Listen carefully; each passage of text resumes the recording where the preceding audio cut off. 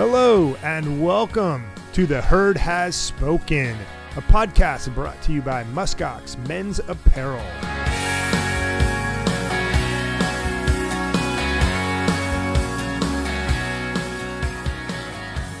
Brad Hoos here, your host of The Herd Has Spoken, and I'm really excited about today's episode. Food, agriculture is a topic that's really important to me and something that I care deeply about. It's an area where I'm continuing to learn just an incredible amount with respect to how the food that goes into our body is grown and what it really means to be organic, the importance of local food and knowing your farmer, and just the impact that this is having on our world, our enjoyment of the outdoors, and ultimately our health and our body. I mean, when you're eating a tomato that's from a local organic farm, it tastes better, there's more nutrients, and it just does right by the environment for so many reasons. So I'm excited to share my conversation with Bill Bass. So for those of you who don't know who Bill is, he's been a software developer for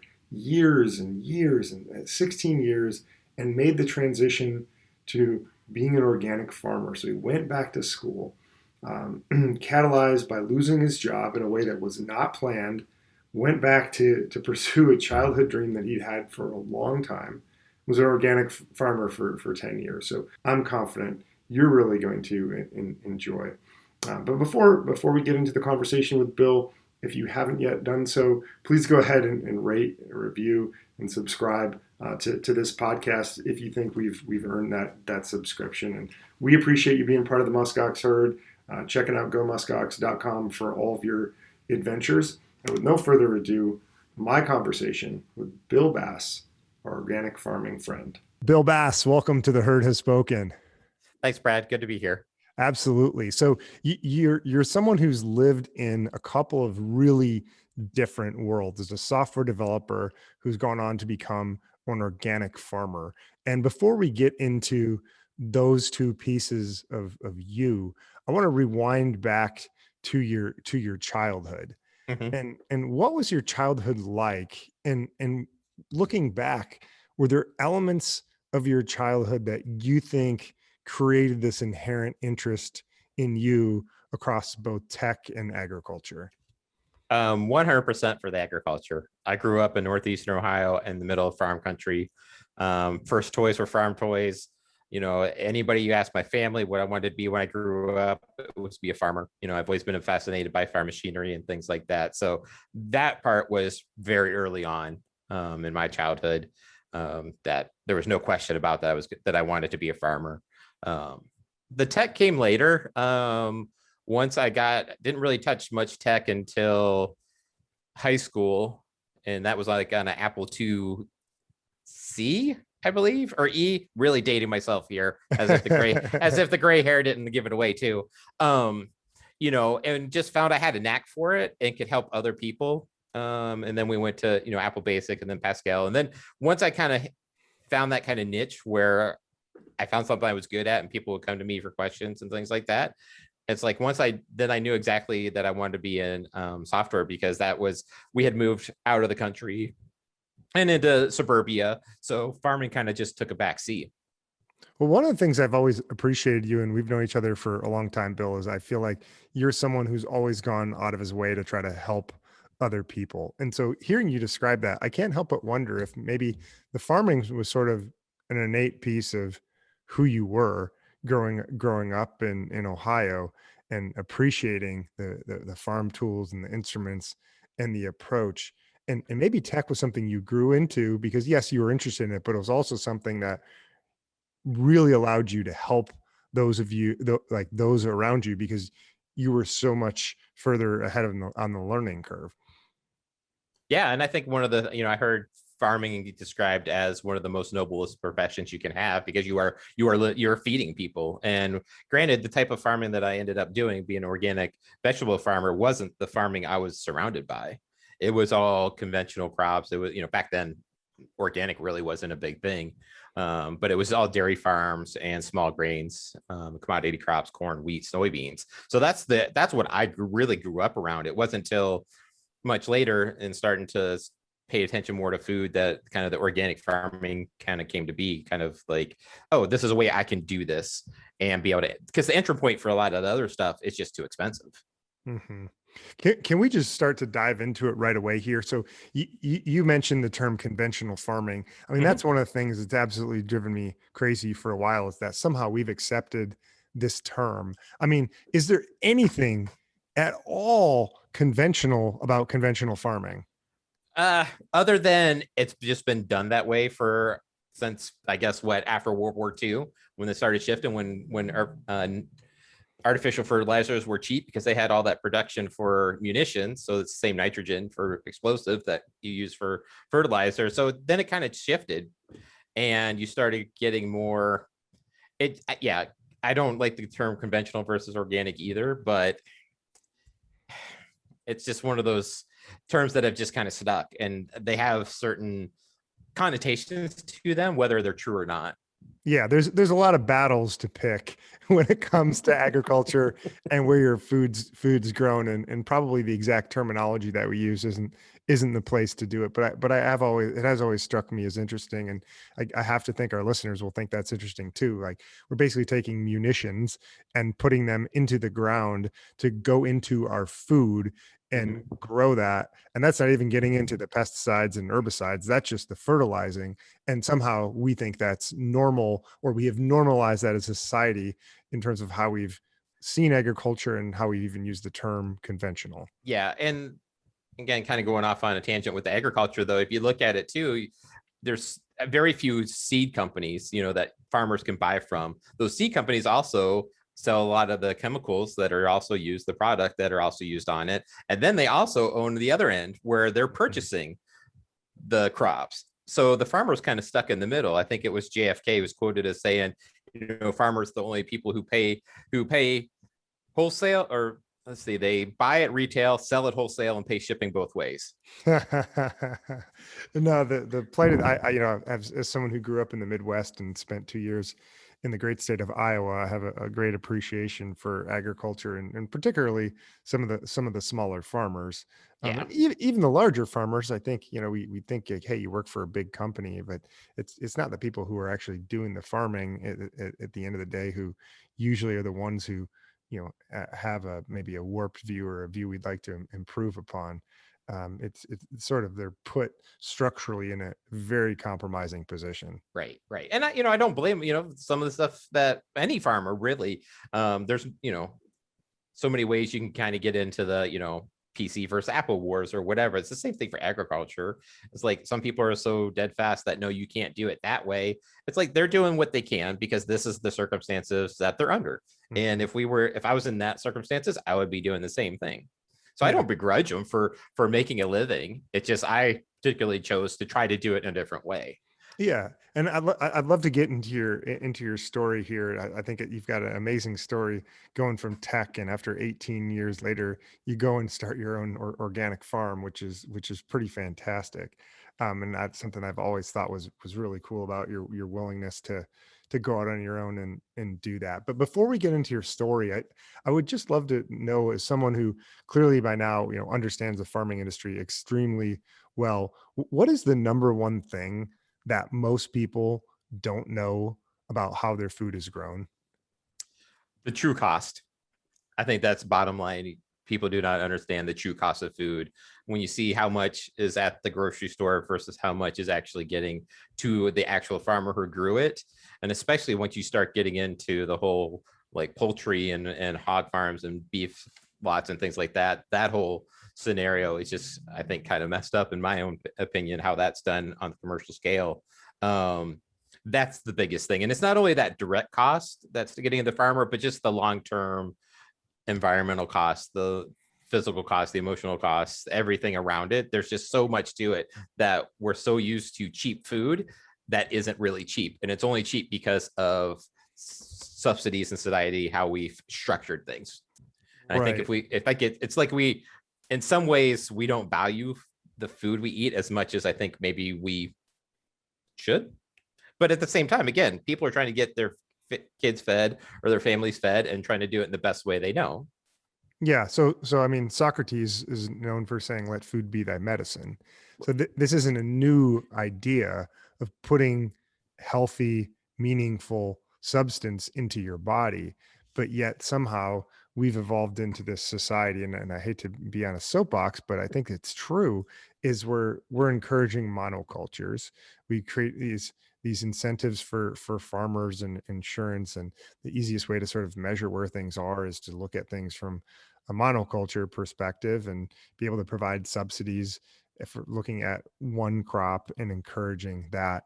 And then when that happens, so, so many of these substances become artificially cheap in the marketplace, but then it encourages different organizations out there to then be able to have this food and have it separated out into ways that are very unhealthy to consume. And I don't know that I'm doing a great job of articulating that, but I know there's a lot of different elements of this where you have certain things that are like too cheap in the marketplace, and then as part of it you're encouraging people to eat ultimately unhealthy food, and somewhere in the middle are farmers who are put between a rock and a hard place where they've got to create these large commodities in the farming world. Yeah, and it's tough. It's, I mean, because you got to think of those commodities. It's like the electricity you get. You can't differentiate that from one power company to the other. There maybe how they generate it, but the product in itself is the same. That's kind of that's where the struggle is, I think, for like a wheat farmer, corn or whatever, it's corn and soybeans. Their product looks like everybody else's product. So the only way you can make up for it is in volume and to be as efficient as you can.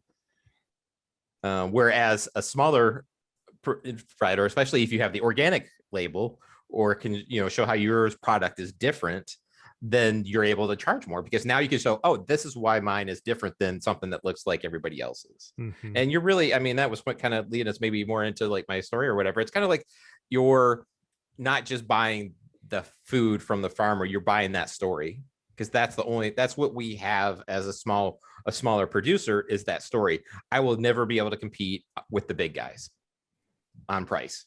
I'm just not going to be. I can't. Right. So that's the differentiator. I think that the smaller farmers, mid-sized farmers can do is it's that story. It's how is mine different? Yeah, so let's dive into your story, and then I think there's a lot of interesting things we can continue to talk about with sort of agriculture in general. But so you went to Michigan State, you got a degree in computer engineering as a software engineer, Computer science. computer science. Thank you. And you work for 18 years in tech, doing all sorts of interesting things, and then one day you wake up and make the final decision. I'm sure it happened over a long period of time, but one day you make the final decision and say, hey, I'm actually going back to school for organic farming. You do it. So what was the cause for you to make that final decision to go back It, into organic farming? it's funny because it wasn't really my necessary decision to do. The universe put me in the right spot at the right time. Suddenly went into work one day, went into a meeting, and walked out of that meeting fired, and was escorted. And that was in February of 2011. And no clue. And it's like, wow, okay. And I had known about Michigan State has an organic farmer training program, but it's a 9-month program, very intensive, at least the version that I went through. Very intense. You really can't have another job. And it's had known about it, but it was like, it costs, I forget, X number of dollars. But my wife at the time's like, you know what? You've been talking about being a farmer for so long. Do it. We'll figure out how to make it work. And we called them up and they were booked, but the next day they called me back and said, because it was only a cohort of like 15 people with like 4 instructors.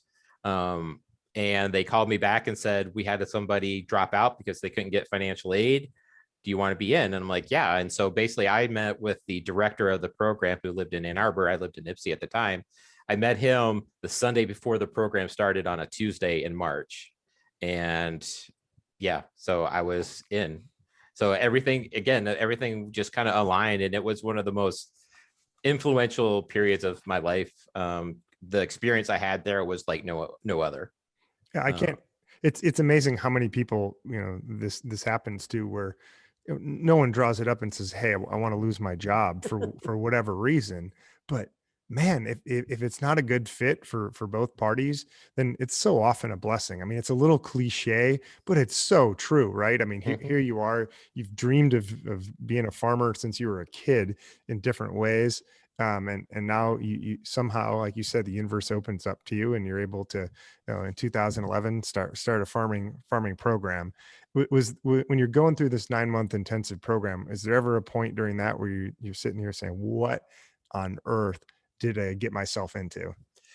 No, not really. Just because, again, I think coming from that farm background and the hard work that goes into farming, especially like, my experience was dairy farming mostly. And so I knew what it took. And that, you're baling hay or straw in the middle of summer when it's hotter than heck, and you just got to go out there and do it. And it's a full-time job. Something alive, whether it's an animal or a plant, is depending on you for the most part. I mean, granted, there's a joke too that farmers, we just move stuff around. It's kind of the joke. That's all we really do is just move some stuff.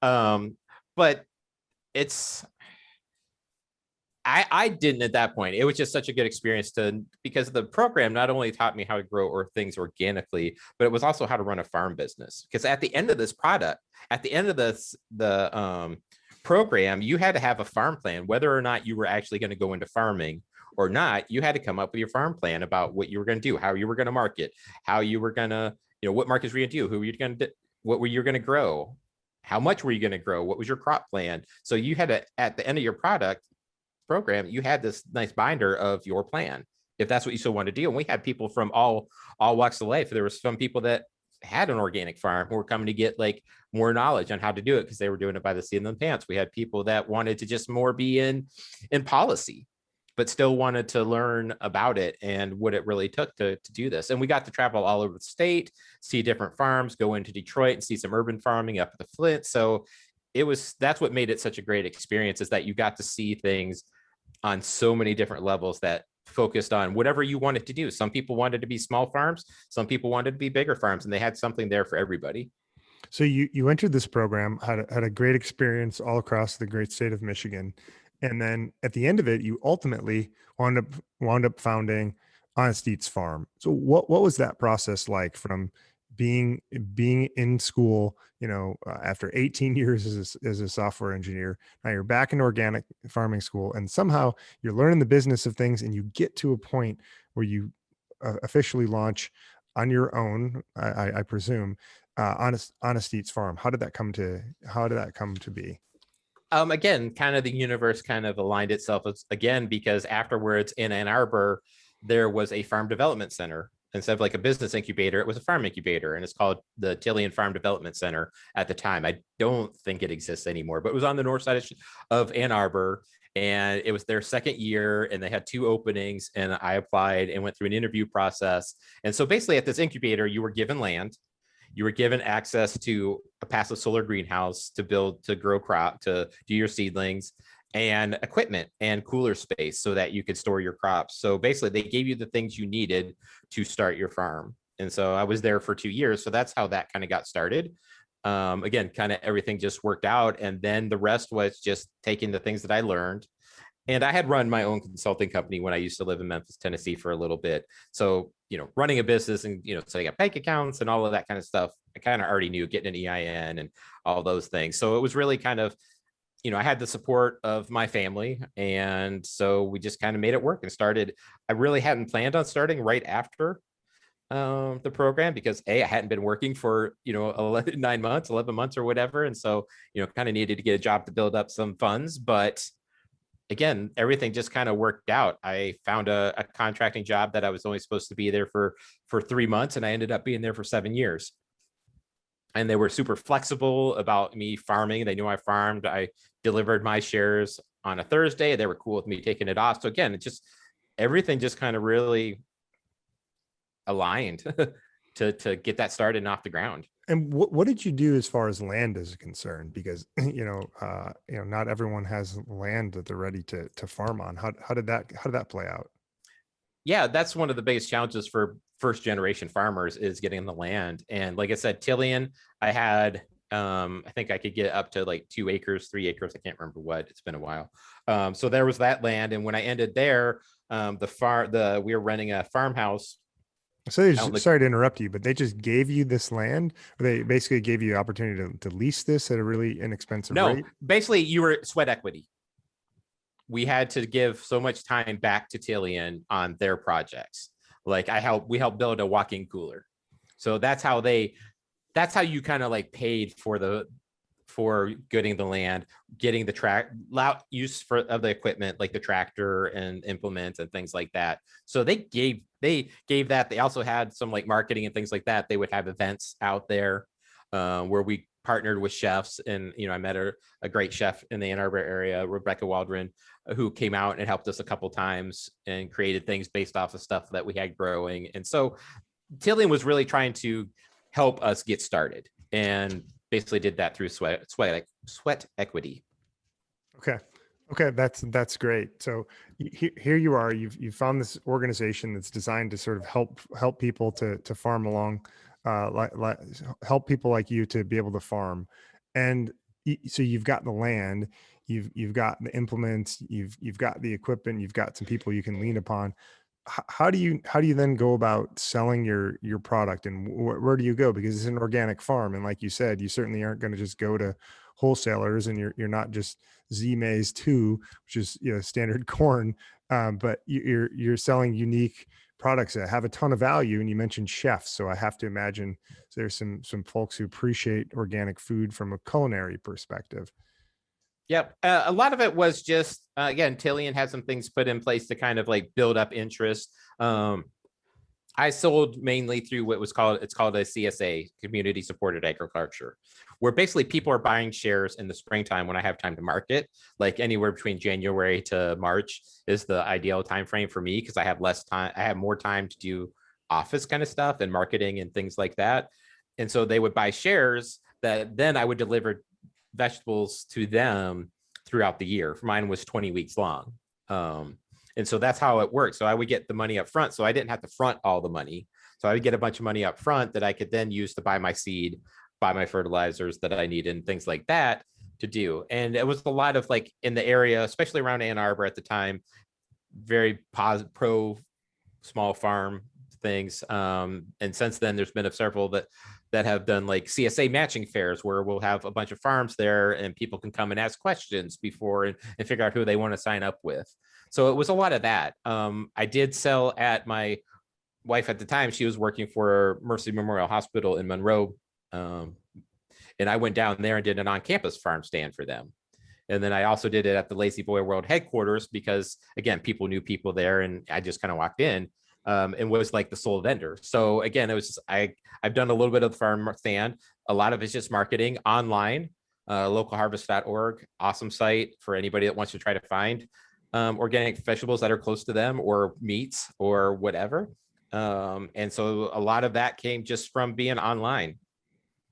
So you're able to carve out this market. So you have these folks who are supportive of agriculture, who appreciate good food, and I was happy to be, part of Honest Eats Farm for a few years before, sadly, we lived too far apart for it to make sense anymore, just from a logistical perspective. But you've carved out this great set of an audience, but yet you're still, I mean, this is not something where suddenly you get an audience and you're off to the races. I mean, this is an absolute grind in terms of being able to make things work from a financial perspective, the weather, the elements. So there's a lot of challenges, and I think you did a great job of connecting with your customers through your newsletter, which you shared on a regular basis. But I'd love to hear, what was it that was the hardest part of growing an organic farm? I remember hearing a lot from you about weeding and pest control in the newsletters, but I would love to hear it from you. Yeah, that was, I mean, part of the thing too, there's always the joke, it's a successful farm is because they have a spouse that works in town. And I ended up having to go back to work. So I tried doing farming without going back to work, but I just couldn't. So I was basically, from about 3 or 4 months in, it's like, no, I have to go back to work for at least part-time. And luckily the place I was at, the contracting place I was at, was cool with me, taking the time I need or work weird hours. Like I would come in after work, or I would go in before I went to farm. And then because I lived about 40 minutes away from the farm at one point. But yeah, the hardest thing was just the physical toll that it takes on you, because the farm will consume all of you, mentally, physically, financially, if you let it. And that's the biggest thing is the work never ends. You start behind. From day one, you're behind already. And so that's the huge challenge is that, and then figuring out what is good enough. Perfection is the enemy of done. And farming teaches you that in a hurry, because it's like you don't have to get every weed, you just got to get most of them. You just got to knock it back enough. And that was kind of one of the big lessons. But really, it's just that grind, because it's sun up to sundown, because you have a short window of time to do things. And if the weather's not cooperating, that's another added thing to you, that there's so little in your control. And it's just trying to roll with the punches and going, okay, this didn't work. How am I going to salvage this failed crop to still be able to give out some vegetables or whatever? And what I love about this is how many similarities there are across every occupation there is. I mean, we've had venture capitalists on, we've had huge YouTubers, we've had Olympic skiers, and it's like everyone has a story at the end of the day where it's like, holy shit, there is so much to do. There is more to get done than I physically have time to be able to do. And so you need to figure things out. So my question for you is kind of, how did you personally feel like you were able to grow during this time? Like, what did you learn about yourself and what your priorities were as you were going through this? That's a good question. I think again, it's not being the perfectionist anymore, and being okay with just letting things go, and knowing when to kind of cut your losses, and just trying to figure out.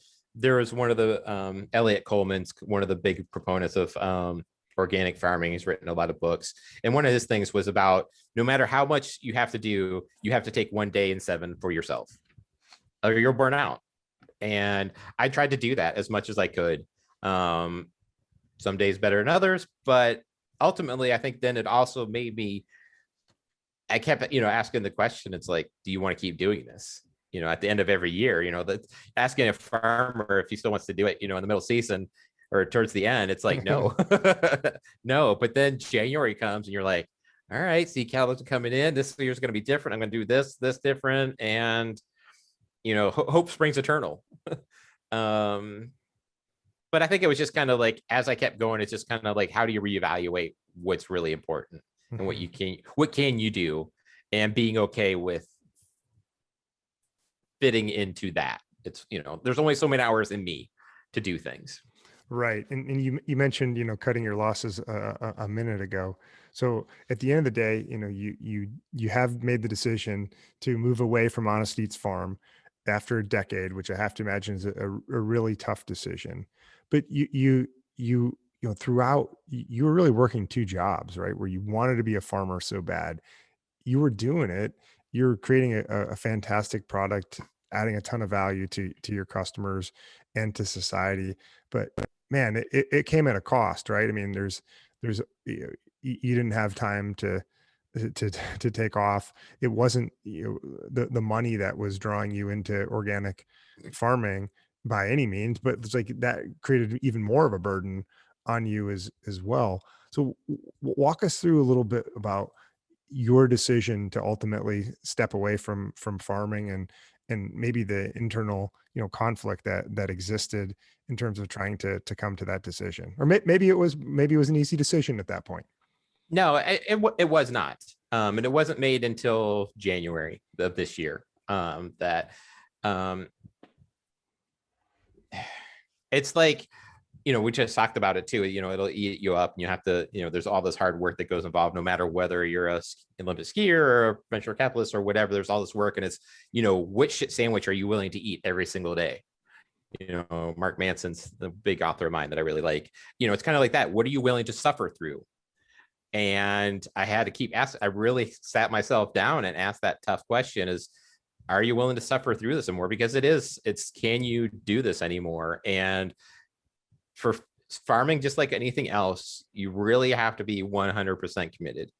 And as soon as you're not, it just chews you up and spits you out. It was like, I just couldn't physically or mentally do the things that I wanted to do, even though I'm like, yes, I'm going to do things. Last year, I expanded how many people I was delivering to and had a plan for moving forward and put up a passive solar greenhouse and had all those plans, but my heart really wasn't in it. And it's like, it was affecting, me on a daily basis because I live on the farm. So I get to see that every single day.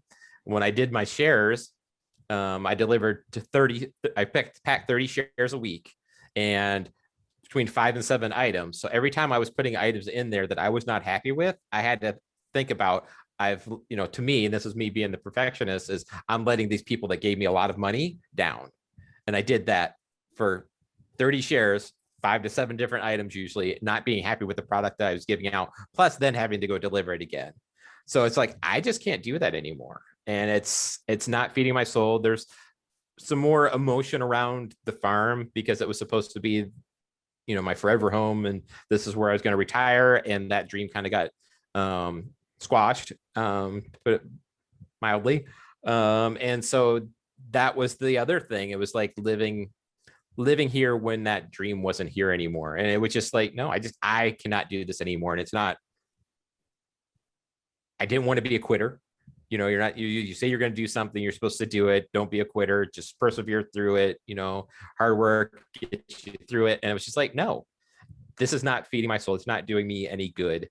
And no matter how much I liked having my tractor and doing some of the farm, that kind of farm stuff, the being on the tractor, my tractor time and moving dirt around that way and just that kind of stuff just wasn't enough. And there was plenty of people that I've met along the way that made it difficult too, to when I can give out certain vegetables and people are like, oh my God, you made my day.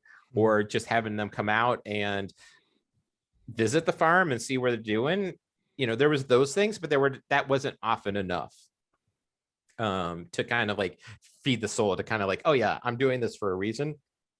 And some of that was probably just, again, me trying to work 2 jobs and maybe not being able to do some of the more connection stuff that I would have liked to do. But so it was just like, it was not an easy decision. And I was finally like, no, I just can't do it. And it's okay to say, I don't want to do this anymore.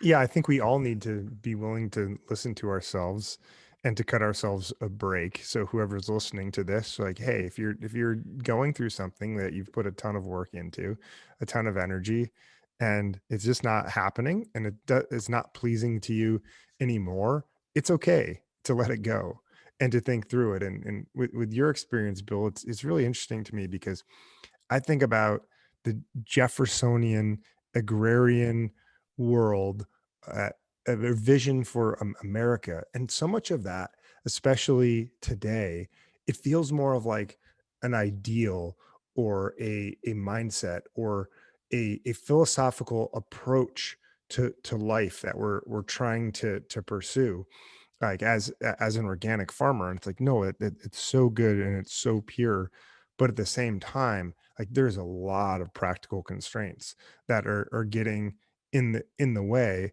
And if all the dominoes are lining up, it's like, hey, that's great to pursue it. But it's almost more of an ideal in my head now than a reality in terms of like the small farmer that's trying to make it today. And I'd love to hear your take, kind of maybe moving away from your individual story and really asking like, hey, what does your experience with Honest Eats Farm tell us about the state of the individual farmer and the individual, organic farmer today? I mean, where do we go, and how feasible is it to really be able to farm at that level? I think it goes to, you know, it's like, who do you listen to sometimes with that? It's like, oh, we need to, you know, feed so many mouths. And it's like, you have these big, huge monocultures and things like that. So if that all goes away, if something happens like the potato famine in Ireland, you know, you have mass famines and things like that. And any famine is usually about distribution more than anything else. I don't know. It's the small farms. It's just for those people who have a dream to farm and grow food for people, it's trying to support them as much as you can. And it's not for everybody, and because it is more expensive typically. But again, where do you want your money going? To some nameless faceless corporation, or maybe it is somebody that you know? I would much rather spend my money with somebody that I know, and I know how they're growing my food. And I think that's what we can do. Can small farmers feed the world? They used to. You know, it's going to be more costly potentially. You know, disease and pests and things like that, whether you're talking about plants or animals, it usually comes down to density. So if you group a lot of things together, you're going to have problems, and it's splitting it out. It's being more diverse is usually a good thing.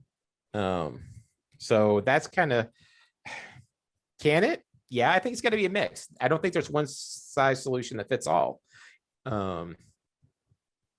I hear a lot of talk, you know, like, oh, vertical farming and things like that in the cities. I just wonder how cost effective that really is. And most of the time, I have not seen them grow food. You know, they might grow salad. Yeah, we're not gonna survive on salads. And we're, you know, a grain or, you know, beans. All right, let's do beans or lentils or something like that. When they can show that it's cost effective to grow inside doing those things versus some specialty crop, then okay. But there's trade-offs no matter what. So there's progress that's being made. So what I'm hearing you say of like creative ways to grow, you know, maybe specialty crops, maybe leafy greens. I'd love to hear for your advice as someone who obviously knows the industry extremely well. What can we do here as part of the muskox herd? So talking about from a consumer perspective, to do things differently to make a positive impact on the farming industry. And then of course the farming industry is interconnected to the environment and our society as a whole. So what can the average consumer do? The average consumer can support the small local farmer by going to farmers markets. Certain grocery stores also will have food from various farms, local farms. That's been a lot bigger since I've started even. And so it's just, the adage is know your farmer, know your food. Mm-hmm. And just being a little more thoughtful in what you're consuming. Looking at those labels and things like that, and not just looking, oh, well, this is, you know, 50 cents cheaper, so I'm going to buy this instead. It's really just being more informed. And granted, there's a lot of things, and even, you know, organic is a continuum, because you have completely conventional on one side, completely organic on the other, and you have that middle point. You'll have those organic people that do, you know, are conventional, but do just enough to get over that line to be officially organic. Like, I was never certified organic. I grew organically, but I couldn't call myself organic. It's because it's so costly to get that certification, correct? Right. Yeah. Costly in the actual certification, but also in that the paperwork that you have to do, which I understand. That was my always thing, is like, no, I'm not organic. Or I'd grow organically. It's like organic without the paperwork.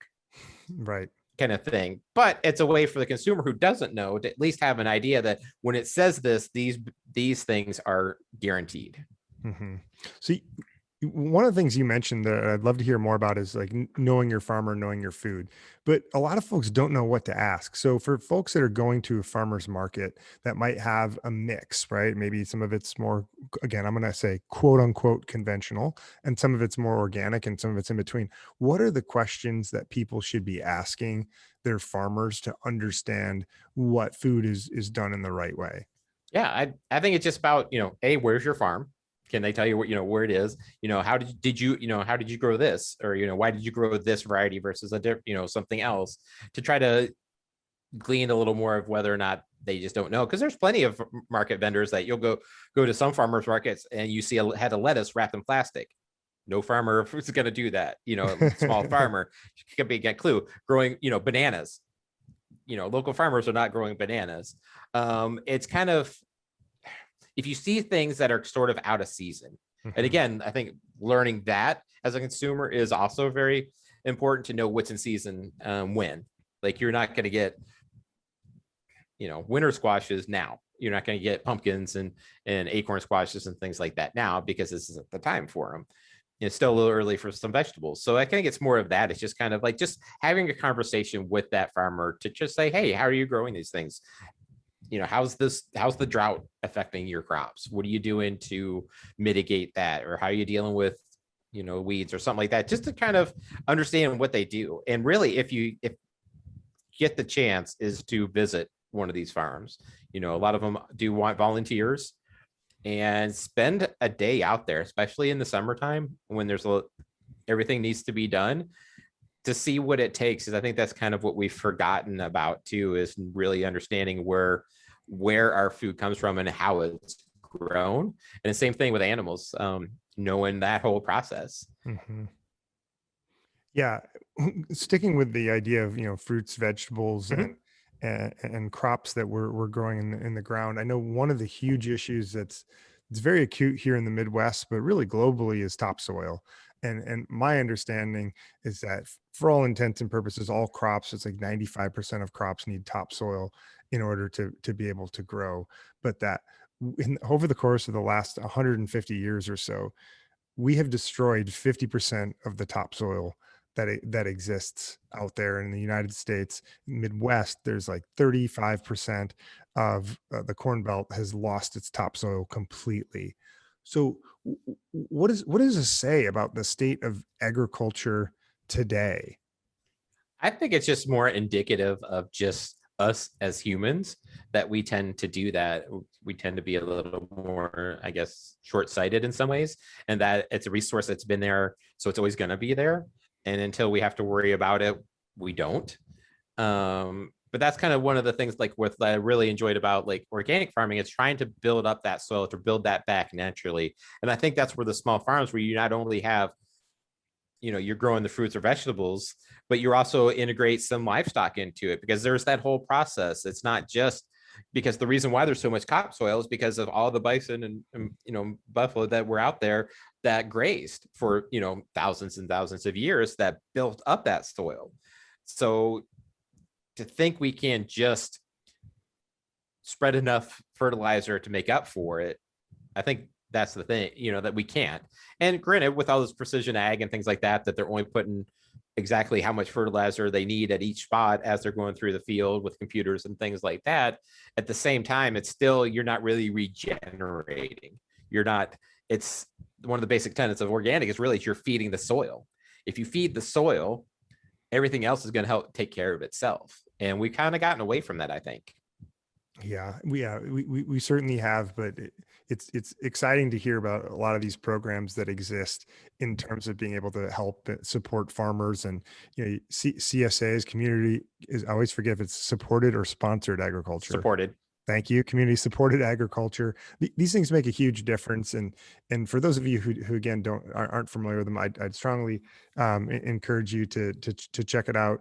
Yeah, like Bill said, Local Harvest is a great resource to help you through that. And one of the things that I found fun, just from a consumer perspective, is you get these local, fruits and vegetables. A lot of times you're not even familiar with these things, so you get them and you're like, what the heck do I do with this? And then you Google some recipes, or good folks at the farm, in my case, Honest Eats Farm would provide these great recipes. You're like, oh, this is delicious, and it's local, and it's super fresh, and it's not surprising that it's really good. So I think that's another benefit of being able to work with a local farmer, is you're just able to explore new things that if you just walk into Walmart, every week and get the same thing, you're just not exploring your local food in the same way. Oh, agreed. There's many things that I didn't realize until I went through that farmer program about things that I really enjoy now, that I never would have known about or even probably tried. So it is a CSA is a definite change in mindset, because instead of, hey, I want to make this today, these are the ingredients I need. It's here's the ingredients I have. What do I do with them? Right. And so it can be a fun challenge to kind of go, okay, what can we do with this? Especially after that 6th or 7th or 8th week of getting zucchini. Yeah. No doubt about it. One of the things that I've heard a lot of challenges about is also just taking produce that's grown very far from you, and even if it was grown organically, and then the impact of having to ship that produce from a farm, and let's just say a farm in California to someone who's in New York City. Obviously, you're looking at very long transportation chain, and you're looking at environmental impacts associated with that transportation as well. So for you, as you're encouraging people to make different food choices, I mean, how should we think about the importance of eating local versus the importance of eating organic? I I think it's a better to eat if you eat local first, organic if you can, if you choose. I mean, some people think it's doesn't matter, and that's fine too. But I think local, just because if you think about it, the crops that are grown for shipping are grown for shipping. They're not for taste. Everybody knows tomatoes that you see in the grocery store in January are just like cardboard. They have no flavor. Take one of my tomatoes. You're familiar with them, in the peak of the summertime. When you have a tomato, there's no comparison, and that's what you get when you eat local and in season. Is you get these things that are, many times I pick those things that morning when you got delivered that afternoon or evening.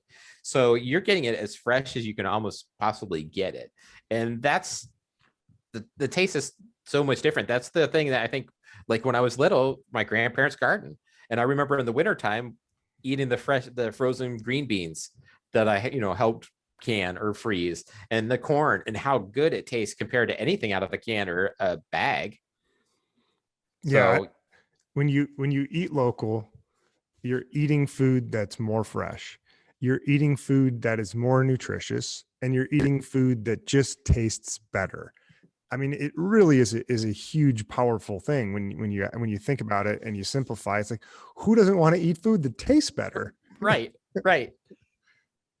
Well, but listen, Bill, you've been extremely generous with your time here, and appreciate you letting us, kick around some of the big themes and big trends in organic farming here. But before we let you go, I'd love to hear just a couple more quick questions for you. So first, what is your biggest pet peeve? Biggest pet peeve is when people are eating when they're talking to me on the phone or on Zoom calls. I do not. That's something about that. That is my biggest one. I almost just want to hang up and say, when you're done eating, call me back. Like that just irks me to no end. Got it. Oh, you know what? I got to admit, I was literally eating cashews on a Zoom call on Friday. And I was like, I probably should turn off my camera, but then I didn't. There was something about it where I was like, well, it's just nuts. It's not Would you like have I'm done it if you were eating. in person? That's the thing. Would you have eaten if I you were would in that have. meeting with I them? I would have, and maybe that just speaks really poorly of me. But I appreciate it, and you know what? I think I'm going to change my behavior based upon this. So I appreciate that. Um, Final question for you: What is the greatest piece of advice you've ever received? The greatest piece of advice I've ever received is to have compassion for myself. And I think that's something that everybody needs. I don't think we do. Our society's not built on doing that. And I think that is one of the key things that we all need to learn to do. And especially men. I'll say it. We need to be more compassionate to ourselves. Yeah, I think that's so true because we're doing so many things. We feel so many obligations to other people, and I've heard it said before.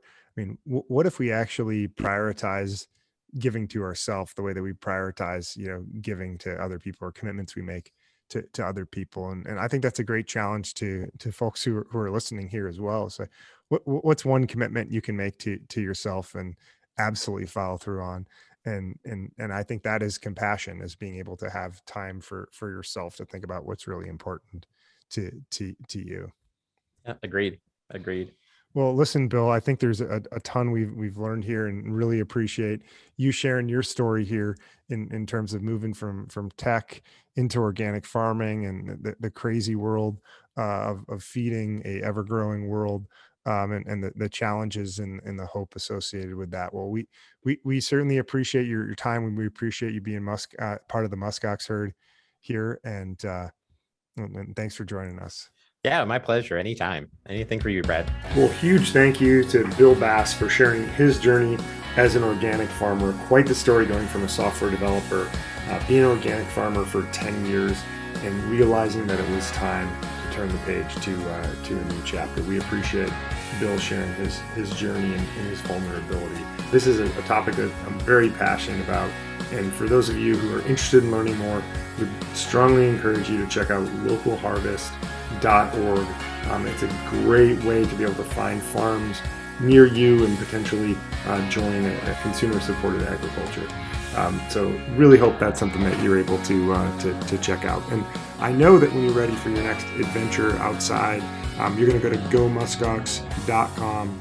There's a lot of fantastic stuff in there, and we do our best at Muskox to support the outdoors. And for every $100 purchase, $10 goes towards supporting wildlife. So we encourage you to check that out and do right with what you're eating and also what you're wearing. We're here for you along those lines. As always, I'm your host of The Herd Has Spoken, Brad Hoos. Until next time, roam freely.